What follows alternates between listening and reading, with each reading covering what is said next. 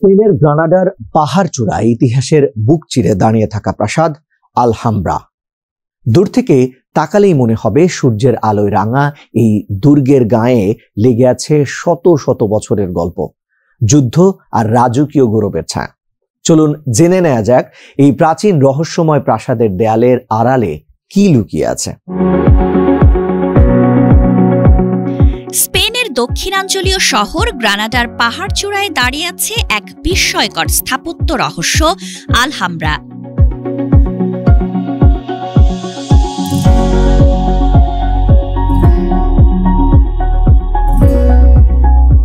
লালচে ইটের এই প্রাসাদ দুর্গ যেন ইতিহাসের পাতায় জমে থাকা এক জীবন্ত কবিতা, যেখানে ইসলামী স্থাপত্য, আন্দালুসীয় সৌন্দর্য আর রাজকীয় গৌরব একাকার হয়ে গেছে। সূর্যাস্তের আলোয় আলহাম্ব্রার গায়ে যখন সোনালী আভা পড়ে, তখন মনে হয় যেন সময় থেমে গেছে কয়েক শতাব্দী আগে নাসরিদ শাসকদের স্বর্ণযুগে। আলহাম্ব্রার জন্ম ১৩০০ শতকে, যখন আন্দালুসের শেষ মুসলিম রাজবংশ নাসরিদরা এটিকে তাদের রাজপ্রাসাদ হিসেবে গড়ে তোলে। আরবি আলহাম্ব্রা শব্দ থেকে নামটির উৎপত্তি, যার অর্থ লাল দুর্গ। পাহাড়ের ওপর অবস্থিত এই স্থাপত্য ছিল ছোটখাটো এক স্বয়ংসম্পূর্ণ নগর, যেখানে রাজকীয় বাসভবন, প্রশাসনিক ভবন, মসজিদ, বাগান ও সুরক্ষা ব্যবস্থা একত্রে গড়ে উঠেছিল।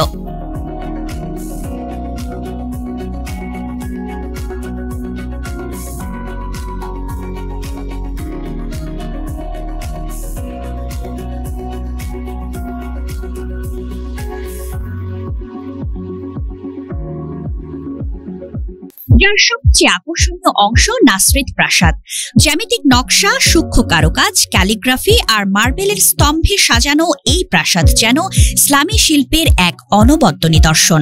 ১৪৯২ সালে খ্রিস্টান রিকনকিস্তার মাধ্যমে গ্রানাডা পতনের পর আলহাম্ব্রা মুসলিম শাসন থেকে খ্রিস্টানদের অধীনে চলে যায়।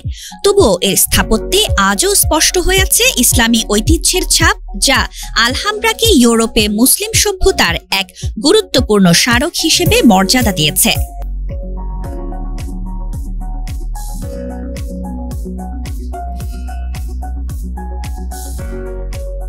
১৯৪৮ সালে ইউনেস্কো এটিকে বিশ্ব ঐতিহ্যবাহী স্থাপনার স্বীকৃতি দেয়। সময়ের স্রোত বদলেছে, রাজ্য পাল্টেছে, শাসকরা এসেছে গেছে, তবুও আলহাম্ব্রা আজও দাঁড়িয়ে আছে ইতিহাসের নীরব সাক্ষী হয়ে।